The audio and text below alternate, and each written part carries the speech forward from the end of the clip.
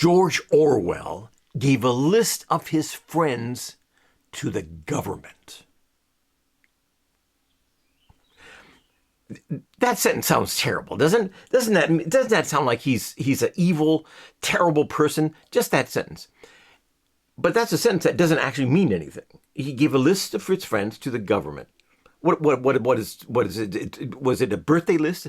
When to give these guys a birthday, when the birthdays are, when to give them birthday presents. What part of the government did he give them to? Did he give it to the part of the government that was giving out free cash to riders? Was that it? Well, the sentence itself doesn't mean anything, and yet when we hear it, George Orwell gave a list of his friends, names of his friends to the government. It sounds evil. And so we immediately get scandalized. And we think, oh, what a terrible, Orwell, he's a hero, a literary hero, and yet he did this terrible thing. And we can hardly breathe. We're so shocked. But the sentence doesn't mean anything. This is what really happened. And I occasionally, actually regularly, look up and research the lives of writers and what they do and what they think, just as kind of as role models. And George Orwell was a great writer. He was not only a political writer, he was a great writer itself. He wrote well. His prose is really, really good. That's important. He could do what he did. But there was more to him, of course. He wrote once in an essay something about the line, I'm just paraphrasing here, something about the lines of, if you want to write about politics, you have to embed it in some kind of a story or a metaphor. You have to find a way to bring it to the people that is dressed up in something that the reader is interested in and will be interested in for a long time. So you can't just, write down, I hate President Trump, or I hate, the capitalism is bad and socialism is good. That's not enough. It's enough for maybe one newspaper article. It's enough for 5 minutes, for a discussion in a cafe or in a bar somewhere. But it's not enough for a book that has to last generations. You need some kind of story or metaphor, and of course that's what he did in 1984 in an Animal Farm. He found metaphors that he was able to use as stories, and the stories worked. They worked as books, as stories, and that is inspiring. That in itself is inspiring to me, because I like writing about politics, or at least I feel like I have to write about politics in some way, because it's just a part. It's just doesn't go away. I wake up every morning and it is just politics. Dear God. When I was 13, I didn't worry, but that was a blissful time. I want to be back when I was 13. I didn't give a damn about, the Republicans and the Democrats for crying out loud. Anyway, so if you're going to write about politics, and that's what I'm doing now. I have in fact, apropos Animal Farm, I'm working on a cat and dog story, and there's parts of it that are political. Okay, so anyway, that really impressed me, and I learned something from that.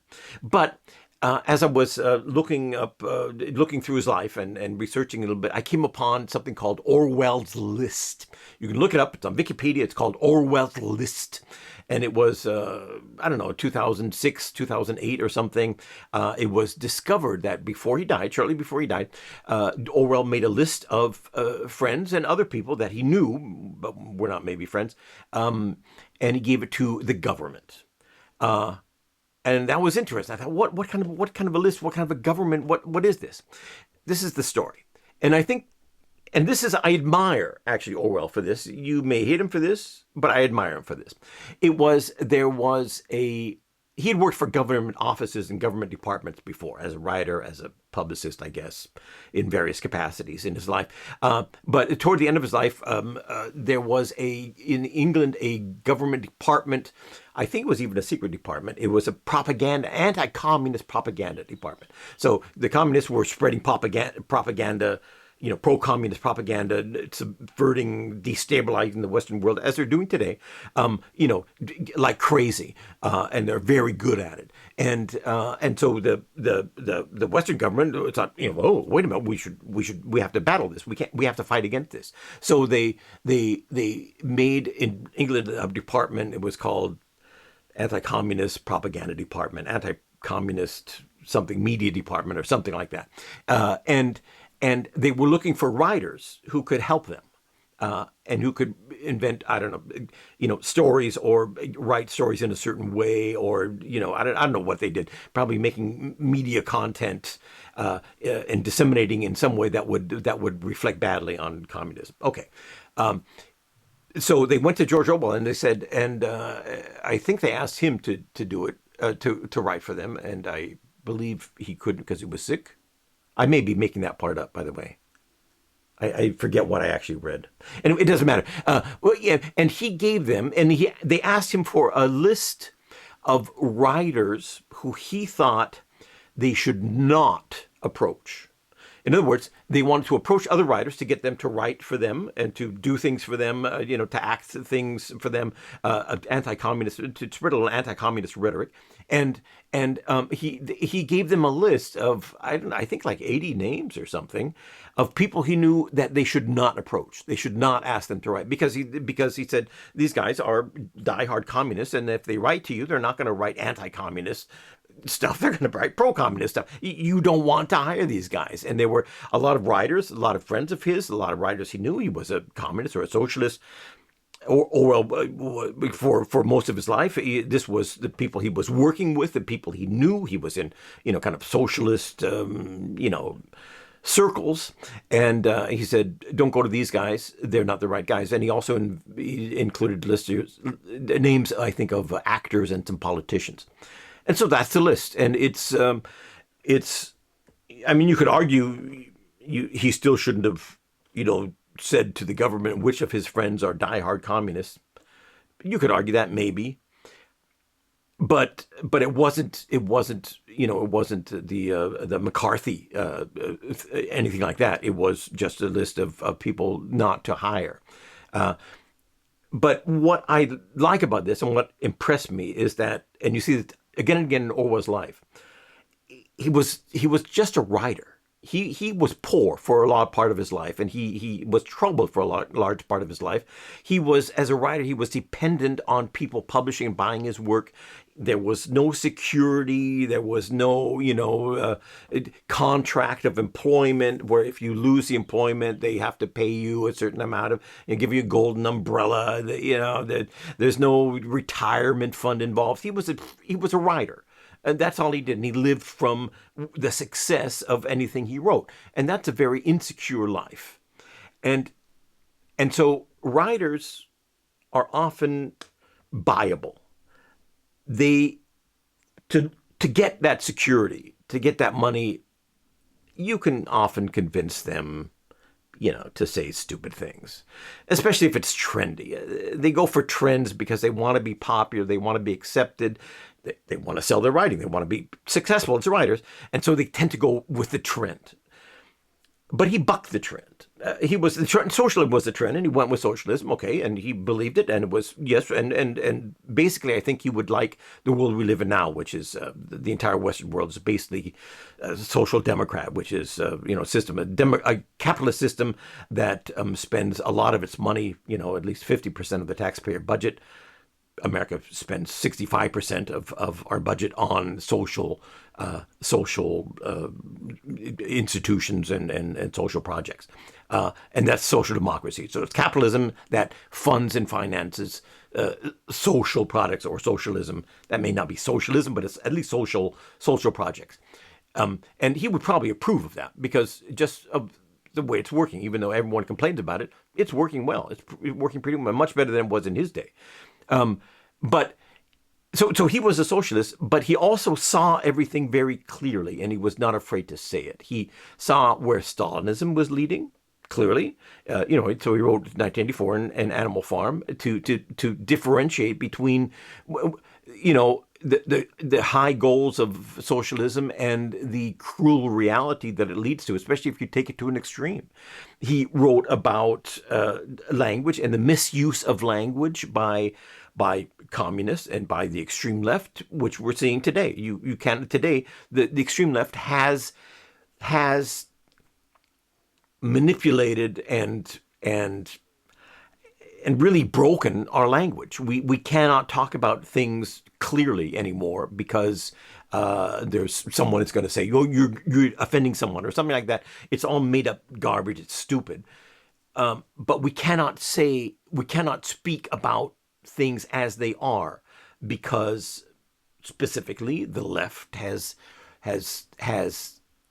very intentionally and very systematically managed to make language that is close to reality unpopular and even suspect. So you cannot say, there are laws about migration, right? The laws are written down. You could read the laws that says if you enter a country, every country has these laws. America has them. Germany has them.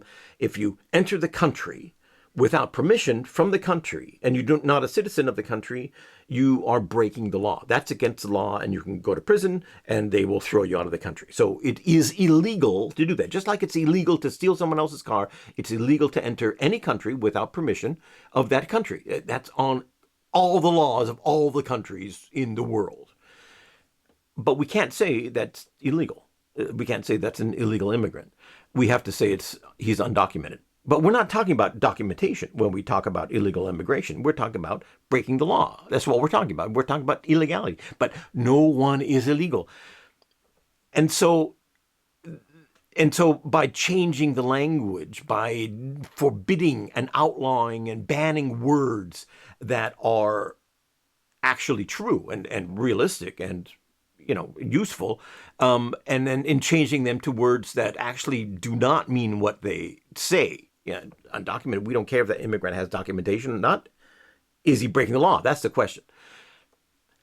By doing that, they take over the hearts and minds of the people, and they make the people think differently. And by controlling the thoughts of how people think, they are controlling politics. And that's why we have the situation today where people who just say, who make sense, who say, biologically speaking, men will always be men and women will always be women. It's biology. Even that, you say that you're evil. It's evil to say that, but it's reality. So you can't. So they've managed to manipulate us away from reality into a fantasy world that they can control. I don't think it's a conspiracy. I think it's like a natural movement. I don't think there's a group of men or women behind it pulling the strings. It's just kind of a natural thing that people fell into. That is really stupid. And he predicted that. He said it's true. He saw it in the Soviet Union. He saw what was happening. And in the Soviet Union, of course, there was a group of people, consciously doing it. He saw things clearly, and he wrote about them clearly. He said it clearly. He said the truth. And that is a thing that very few people do and very few writers are able to do. We tend to think, well, you write a book, wow, that's so great. You're looking for truth and trying to find and all that. But in fact, most writers just follow trends. Most writers are not very bright. They just say things and these things have no meaning. But he saw what was true. He saw what was right. And against opposition, he said it. So that's why I like George Orwell, and that's why I think he is a hero. And even his list, I think, was a kind of heroism because he was willing to fight for what was right, which is against communism, and maybe ruffle some feathers and do some things that were a little bit dirty in order to get there. They weren't dirty, but it may have left a bad taste in his mouth. For me, that makes him a hero.